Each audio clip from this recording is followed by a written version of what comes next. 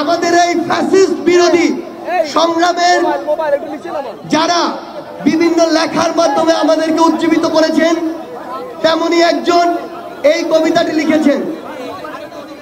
আবৃত্তি করছি আসিফ এন্তাজ রবির লেখা কবিতা হযুগ।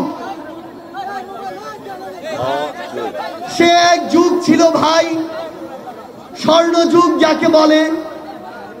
প্রত্যেক যুগের আলাদা আলাদা নাম থাকে, সেই যুগের নাম ছিল হযুগ। কি যুগ? সব কিছুতেই হ, উপরে নিচে ডাইনে বায়ে যেখানে তাকাবেন হ, হ আর হ। নেত্রীর নাম হ দিয়েছিল তো বটেই,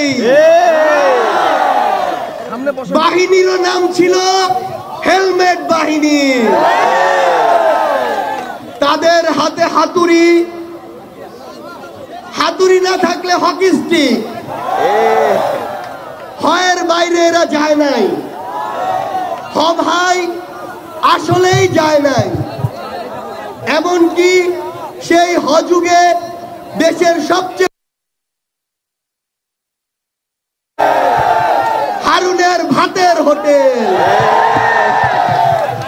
এই হোটেল যারা খেত তারা তো খেতই।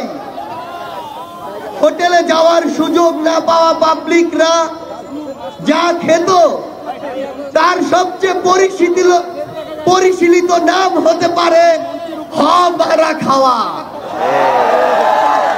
কি হতে পারে? হযুগে পত্র পত্রিকা, টিভি ফিভি বলে কিছুই ছিল না।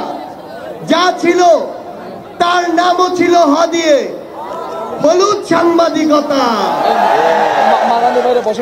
এর বাইরে হিংসা, হানাহানি, হুমকি, হুঙ্কার, হত্যা, এসব ছোটখাটো হয়ের দাপট তো ছিলই।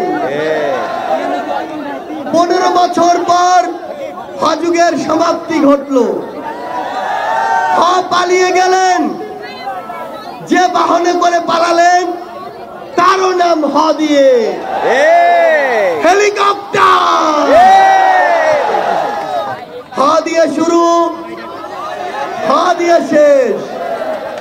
আমি ভাবলাম যাক হযুগের অবসান হলো তাহলে।